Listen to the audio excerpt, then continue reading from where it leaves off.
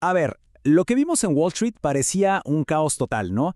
Con titulares de pánico por todos lados en el sector tecnológico, pero la verdad es que bajo la superficie estaba pasando algo mucho más profundo.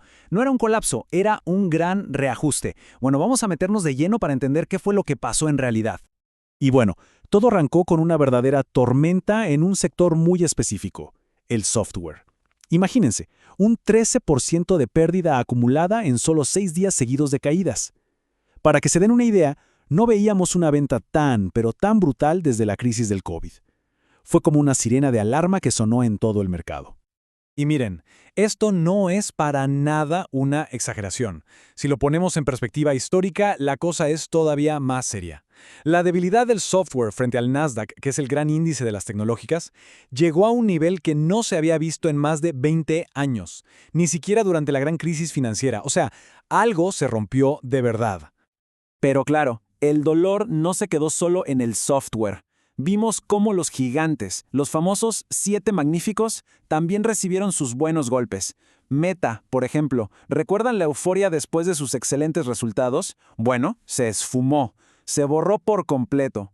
Y el nerviosismo fue tal que el miedo empezó a saltar a otras áreas, como el crédito privado para las empresas de tecnología. Una cosa de locos.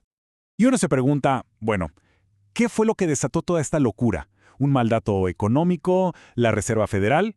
No, nada de eso. Fue algo mucho, mucho más específico. Un simple anuncio de una compañía de inteligencia artificial que se llama Anthropic.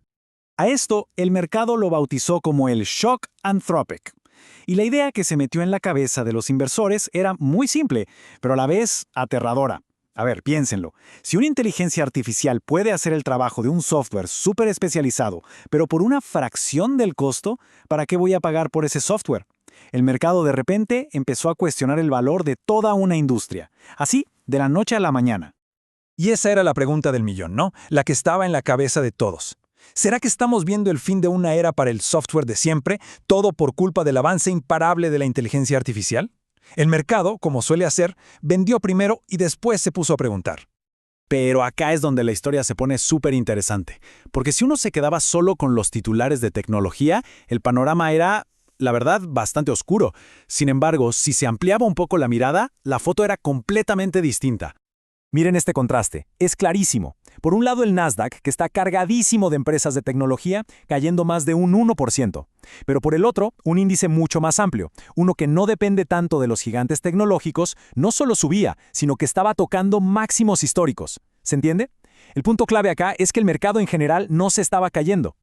Y esto nos lleva a la idea central para entender todo este lío. No estábamos viendo cómo el capital se destruía, sino cómo se transformaba. El dinero no se estaba yendo del mercado, simplemente estaba cambiando de un bolsillo a otro, y a una velocidad de vértigo. Vimos cómo el dinero salía corriendo de los nombres más calientes de la inteligencia artificial, de los 7 magníficos.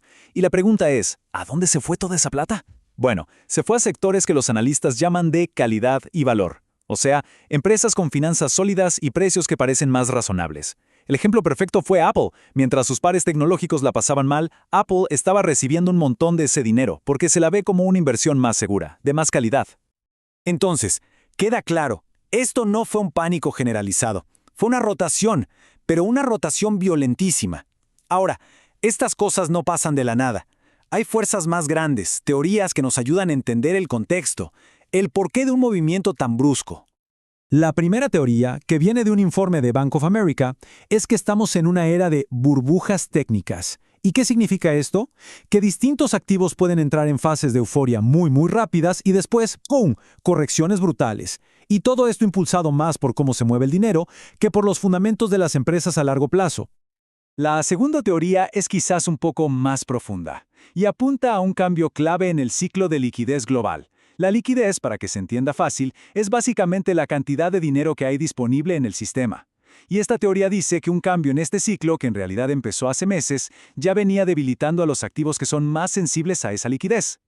Miren esta línea de tiempo porque es muy reveladora. Resulta que en octubre de 2025, no solo el software, sino también Bitcoin y el sector tecnológico en general tocaron sus puntos más altos. Y desde ese momento, todos estos activos ya venían mostrando signos de debilidad.